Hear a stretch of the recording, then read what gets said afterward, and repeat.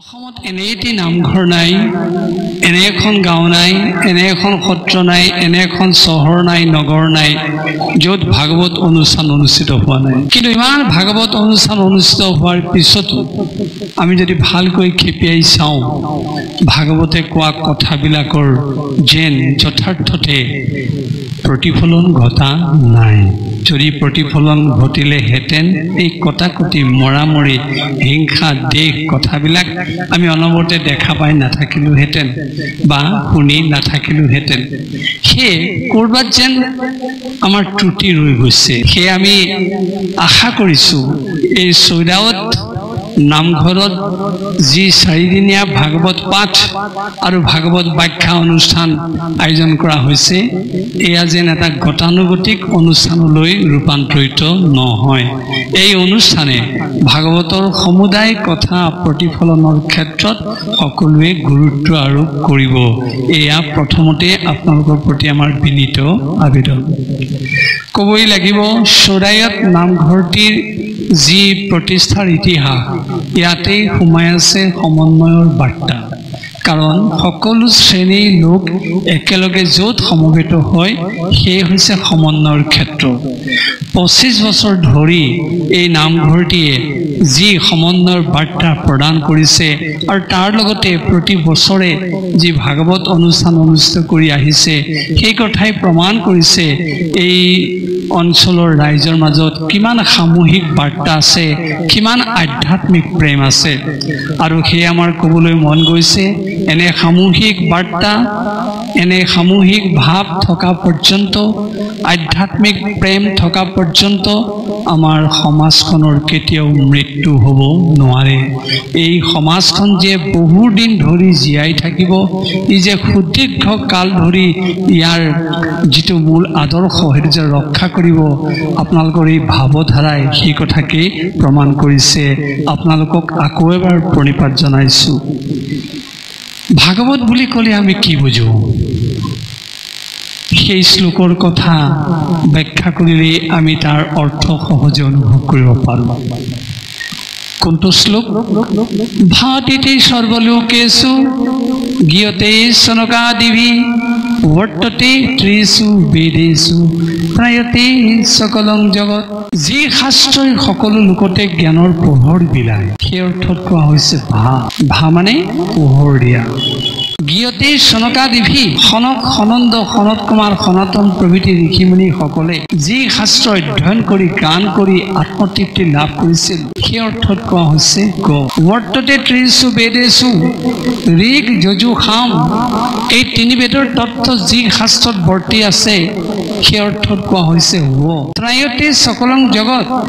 যি শাস্ত্ৰই সকলোকে ত্ৰাণ কৰে, পৰিত্ৰাণ কৰে, ৰক্ষা কৰে, সেই অৰ্থত কোৱা হৈছে ত।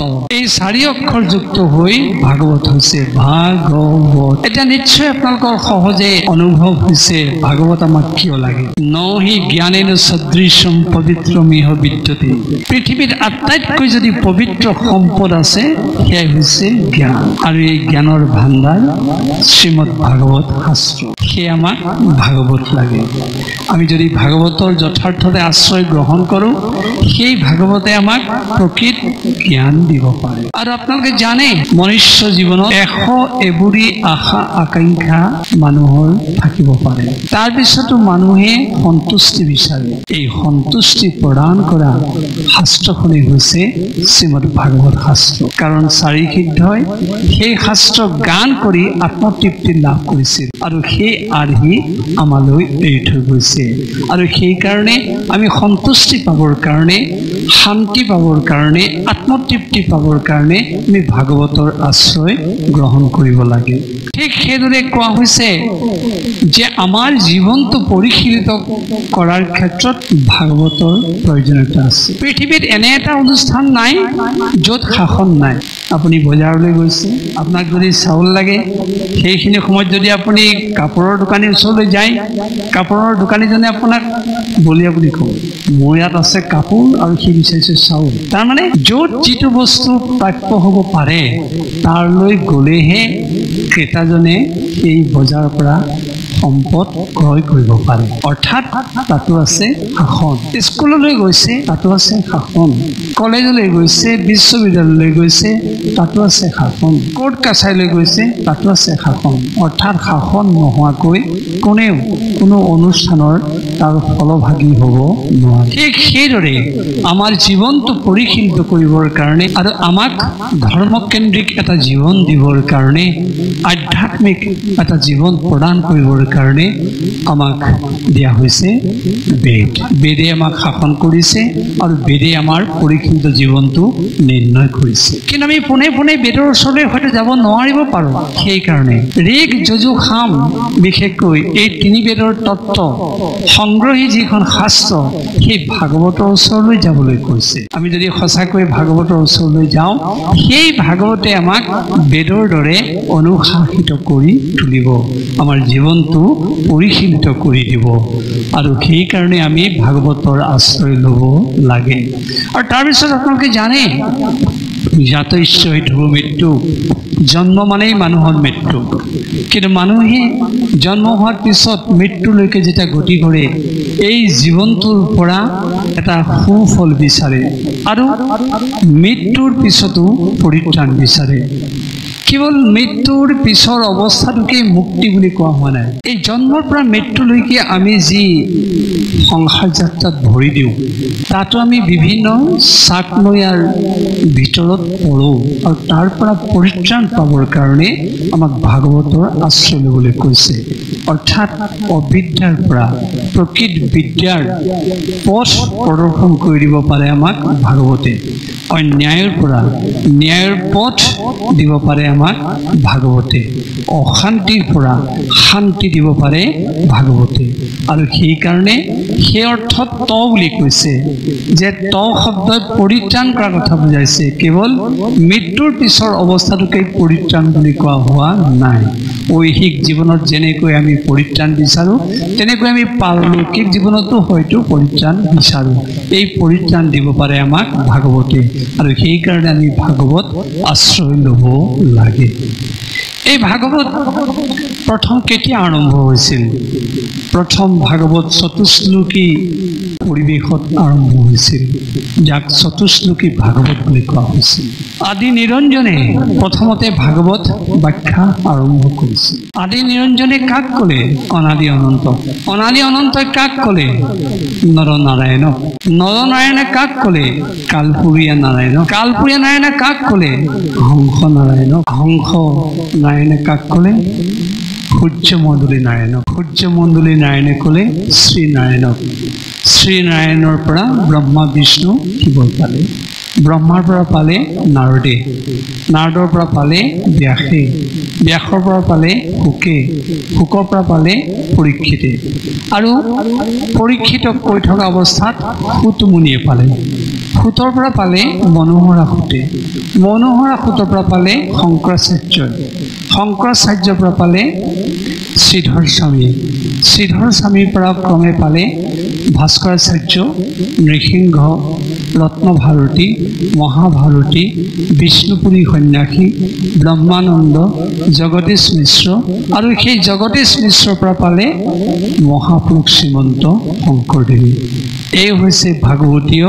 সম্প্ৰদায়ৰ পৰম্পৰা আৰু এনেদৰেই আমাৰ মৰ্ত্য সমাজত এই ভাগৱতৰ তত্ত্ব প্ৰবাহিত হৈ আহিছে কিন্তু এই ভাগৱত সৃষ্টি হোৱাৰ মূলতে 6টা প্ৰশ্ন আছিল সেই 6টা প্ৰশ্ন কোনে কৰিলে প্ৰথমতে কৰিলে নৈমিষাৰণ্যত 28,000 ঋষিয়ে সুতমুনি আৰু পিছত যেতিয়া পৰীক্ষিতে মুক্তি পাবৰ কাৰণে বাঞ্ছা কৰিছিলে সেই গংগাৰ পাৰত অৱস্থান গ্ৰহণ কৰোঁতে শুকদেৱক সেই 6টা প্ৰশ্ন কৰিছিলে যি 6টা প্ৰশ্ন উত্তৰেই হ'ল ভাগৱত সেই 6টা প্ৰশ্ন কি আছিল চাওক যিখিনি কথা আমাৰ কাৰণে অত্যন্ত প্ৰাসংগিক প্ৰথম প্ৰশ্নটো আছিল কি কৰিলে জীৱৰ কল্যাণ সাধিত হ'ব পাৰে দ্বিতীয় প্ৰশ্নটো আছিল সৰ্বশাস্ত্ৰৰ সাৰতত্ব কি তৃতীয় প্ৰশ্নটো আছিল ভগৱান কৃষ্ণই বসুদেৱ দৈৱকীৰ যোগেদি কিয় জন্মগ্ৰহণ কৰিব লগা হ'ল চতুৰ্থ প্ৰশ্ন আছিল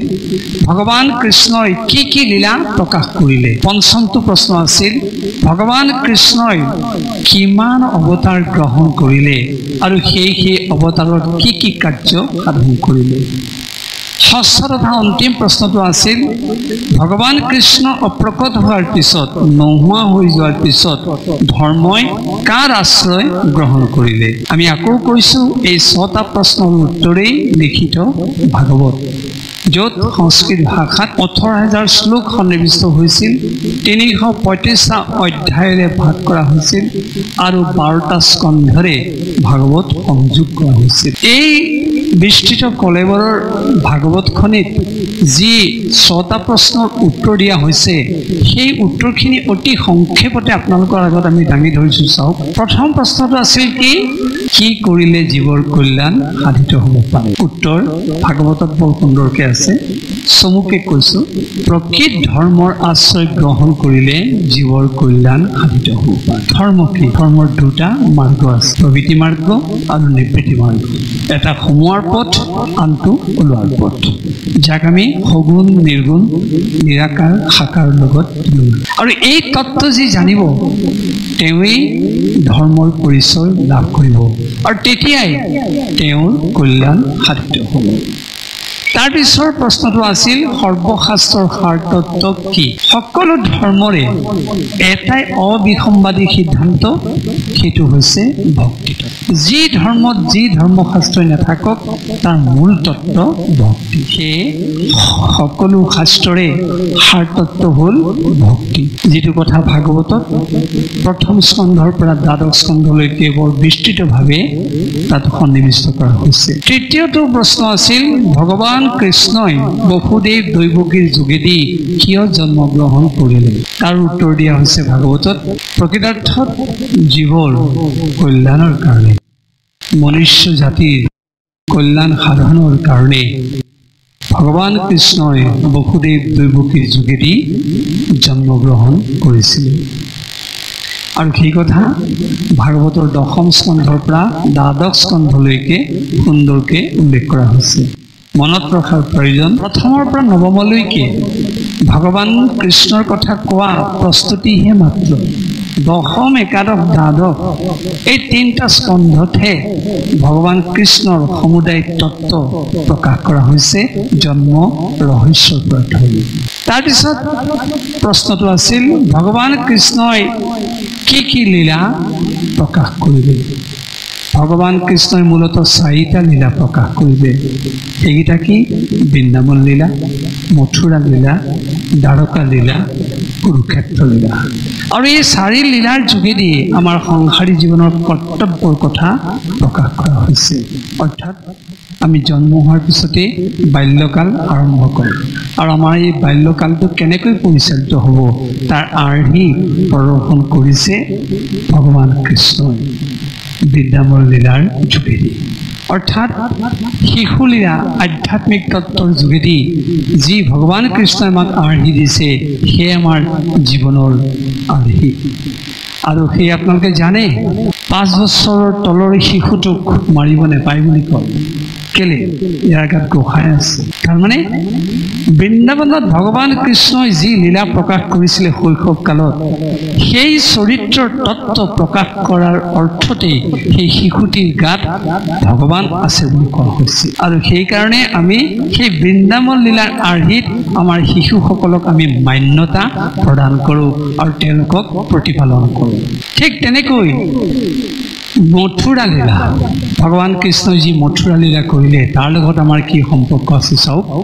সেই মথুৰা লীলাৰ যোগেদি দেখুওৱা হৈছে প্ৰভু ভৃত্যৰ সম্পৰ্ক, ভৃত্যৰ প্ৰতি থকা প্ৰভুৰ দায়িত্ব আৰু প্ৰভুৰ প্ৰতি থকা ভৃত্যৰ চৰম কৰ্তব্য। তাৰ উদাহৰণ, যেতিয়া মথুৰাত কংসক বধ কৰিবৰ কাৰণে ভগৱান কৃষ্ণ প্ৰৱেশ কৰিছিলে, তেতিয়া ঘনে ঘনে ভগৱান কৃষ্ণই গোকুলত থকা গোপীসকলক উদ্ধৱৰ যোগেদি বাৰ্তা দিছিল। আৰু উদ্ধৱে প্ৰতি মুহূৰ্ততে সেই গোপীসকলৰ বাৰ্তা আনি কৃষ্ণক দিছিল আৰু কৃষ্ণৰ বাৰ্তা আনি গোপীসকলক দিছিল। যিটো আজিকালি কম্পিউটাৰ, আমি লেপটপ, ডেস্কটপ, টেবলেট যি কম্পিউটাৰ ব্যৱহাৰ নকৰোঁ, সেই কম্পিউটাৰ মাধ্যমটোৱে আছিল উদ্ধৱ। আৰু সেই উদ্ধৱৰ যোগেদি প্ৰভুবিত্তৰ কৰ্তব্য কি হ'ব পাৰে, প্ৰভুবিত্তৰ ভাৱ কি হ'ব পাৰে, প্ৰভুবিত্তৰ সম্বন্ধ কেনেকুৱা হ'ব পাৰে সেইটো প্ৰকাশ কৰা হৈছিল। আৰু এই গোটেই ভাৱ প্ৰকাশ কৰাৰ মাধ্যমটোৱে আছিলে মথুৰা লীলা, তাৰপিছত দ্বাৰকা লীলা। দ্বাৰকা লীলাৰ যোগেদি কৃষ্ণই এজন গৃহীয়ে কেনেকৈ জীৱন যাপন কৰিব লাগে, এজন গৃহস্থৰ কি কৰ্তব্য, সেই সমুদায় আৰ্হি দ্বাৰকা লীলাৰ যোগেদি প্ৰদান কৰিছে, যিটো আমাৰ সংসাৰী জীৱনৰ কাৰণে অত্যন্ত উত্তম এটা আদৰ্শ, যে আমি কেনেকৈ গৃহী জীৱন পালন কৰিব লাগে, গাৰ্হস্থ্য জীৱনৰ ধৰ্ম কি, সেই কথা কৃষ্ণই আমাক আৰ্হি স্বৰূপে প্ৰদৰ্শন কৰিছে। তাৰপিছত কুৰুক্ষেত্ৰ লীলা। এই কুৰুক্ষেত্ৰ লীলাৰ যোগেদি কৃষ্ণক আমি এগৰাকী দাৰ্শনিক ৰূপে লাভ কৰিছোঁ, আৰু তেৰা এগৰাকী সুদক্ষ ৰাজনীতিবিদ আৰু লগতে কূটনীতিবিদ। কূটনীতি যদি নাথাকে ৰাজনীতি পৰিচালিত হ'ব নোৱাৰে, আৰু কৃষ্ণই সেই কথা প্ৰদৰ্শন কৰি দিছে। যি কুৰুক্ষেত্ৰৰ লীলা আপোনালোক সকলোৱে জানে, কৃষ্ণৰ সেই চাতুৰ্যতা যদি নাথাকিলেহেঁতেন, সেই কৌশল যদি নাথাকিলেহেঁতেন, দুষ্টক দমন কৰিব নোৱাৰিলেহেঁতেন। দুষ্টক দমন কৰি, সন্তক পালন কৰি এক সমাজত ন্যায় প্ৰতিষ্ঠা কৰাৰ যি আৰ্হি, সেই আৰ্হি কুৰুক্ষেত্ৰ লীলাৰ যোগেদি কৃষ্ণই প্ৰদৰ্শন কৰি থৈ গৈছে। আমাৰ সমাজলৈও সেই ৰাজনীতিকৰ আৰ্হি আমাক দি থৈ গৈছে। এইদৰে আমি ভগৱন্তৰ 4 লীলাৰ কথা পাওঁ। তাৰপিছত ভগৱন্তই কি কি অৱতাৰ গ্ৰহণ কৰিলে, সেই অৱতাৰত কি কাৰ্য সাধন কৰিলে, এইটো আছিল পঞ্চম প্ৰশ্ন। প্ৰকৃতাৰ্থত ভগৱান শ্ৰীকৃষ্ণই 64টা অৱতাৰ গ্ৰহণ কৰিছে।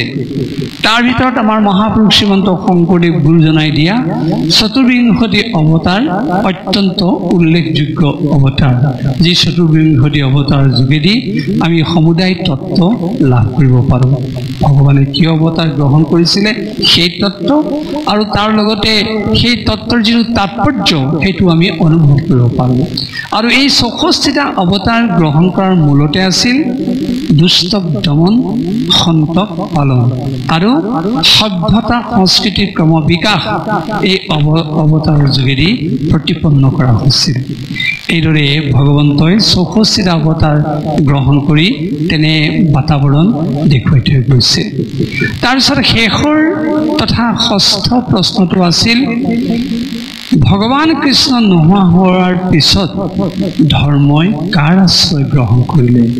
তাৰ উত্তৰ ভাগৱতত সবিস্তাৰে দিয়া হৈছে। চমুকৈ কোৱা হৈছে, ভগৱান কৃষ্ণ নোহোৱা হোৱাৰ পিছত ধৰ্মই সেই ভগৱান কৃষ্ণৰ প্ৰতিনিধি স্বৰূপ ভাগৱতৰ আশ্ৰয় গ্ৰহণ কৰিলে। আমাকো সেই শিক্ষা দিয়া হৈছে। আজি আমি চৰ্মচক্ষুৰে ভগৱান কৃষ্ণক দেখা নাপাব পাৰোঁ, কিন্তু আমি যদি ভগৱান কৃষ্ণৰ প্ৰতিনিধি স্বৰূপ ভাগৱতৰ যথাৰ্থ আশ্ৰয় গ্ৰহণ কৰিব পাৰোঁ, আমিও সেই ভগৱন্তক লাভ কৰিম, তেওঁৰ কৃপা পাম, জীৱন ধন্য হ'ব, আৰু আমাৰ জীৱনৰ লক্ষ্য আৰু উদ্দেশ্য পূৰণ হ'ব। সেইকাৰণে কোৱা হৈছে যে চৰ্মচক্ষুৰে ভগৱন্তক নেদেখিলেও আমি তাত হতাশগ্ৰস্ত হ'ব নালাগে। সেই তেওঁৰে প্ৰতিনিধি ভাগৱতৰ আমি আশ্ৰয় লোৱাৰ লগে লগে আমি তেওঁক লাভ কৰিব পাৰিমেই। আৰু সেই কথাকে ভগৱান কৃষ্ণই সখী উদ্ধৱৰ আগত সেইদিনা প্ৰকাশ কৰিছিল। কোনদিনা? যিদিনাখন ভগৱান কৃষ্ণই নিজে মৰ্তধাম ত্যাগ কৰি বৈকুণ্ঠলৈ যোৱাৰ উদ্যোগ গ্ৰহণ কৰিলে। সেই মুহূৰ্তত সখী উদ্ধৱ মাতি আনি ক'লে, সখী উদ্ধৱ, তুমি মোক পাই থকাৰ সময়ত সাধ্য ভক্তিত উপনীত হৈছিলা, কিন্তু আজি যেতিয়া মই তোমাক এৰি থৈ গুচি যাম, ইয়াৰ পিছত তুমি আকৌ মোকেই বিচাৰিবা। সেয়ে তুমি মোক কেনেকৈ পাবা, মই তাৰ উপায়টো দিছোঁ চোৱা। তেতিয়া ভগৱানে কৈছিল স্বকীয়ং যদ্ভৱতেজং শ্ৰীমদ ভাগৱতে অদধাত তিৰুধায় প্ৰবিষ্টয়ম শ্ৰীমদ ভাগৱতৰ নৱম। হে সখী উদ্ধৱ, মোৰ যি তেজ আছে, শক্তি আছে, ই ভাগৱতত সন্নিৱিষ্ট হৈ থাকে। আজি মই তাকেই তোমাৰ সন্মুখত প্ৰমাণ কৰি দিছোঁ। তিৰুধায়, মই আজি প্ৰস্থান কৰিম, কিন্তু প্ৰবিষ্টয়ম, লগে লগে প্ৰৱেশ কৰিম। ক'ত? শ্ৰীমদ ভাগৱতৰ নৱম। অৰ্ণৱ মানে সমুদ্ৰ। মই ভাগৱত সমুদ্ৰত প্ৰৱেশ কৰিম। সেয়ে এই ভাগৱত মূৰ্তি যদি কোনোবাই প্ৰত্যক্ষভাৱে দৰ্শন কৰে, সেৱা কৰে, কীৰ্তন কৰে, শ্ৰৱণ কৰে, তেওঁৰ সমস্ত পাপ নাইকিয়া হৈ যাব, তেওঁ পৰিশীৰ্ণ জীৱন লাভ কৰিব। সেইকাৰণে কোৱা হৈছে তেন ইয়ং বাংময় মূৰ্তি প্ৰত্যক্ষা বৰ্ততে হৰে দৰ্শনাত সেৱনাত পাঠাত শ্ৰৱণাত সমস্ত পাপ অনাশিনী। আমাৰ সমস্ত কলুষ বাসনা কথাটোকে পাপ বুলি কোৱা হৈছে। এই পাপ নাইকিয়া কৰিব পাৰে, সংকীৰ্ণতা নাইকিয়া কৰিব পাৰে এই ভাগৱতৰ যোগেদি। আৰু সেই কৃষ্ণই সেই উদ্ধৱক সেই বাৰ্তা দিছে যে তুমি ভাগৱত গ্ৰহণ কৰা, তুমি মোক পাই থকাৰ সময়ত যিদৰে আহ্লাদিত হৈছিলা, তুমি একেদৰে সমানুপাতিকভাৱে তুমি ভাগৱত আশ্ৰয় গ্ৰহণ কৰাৰ পিছত একে আহ্লাদ অনুভৱ কৰিব পাৰিবা। আৰু এই ভাগৱত সেইকাৰণে সাক্ষাৎ ভগৱন্তৰ বাংময় মূৰ্তি।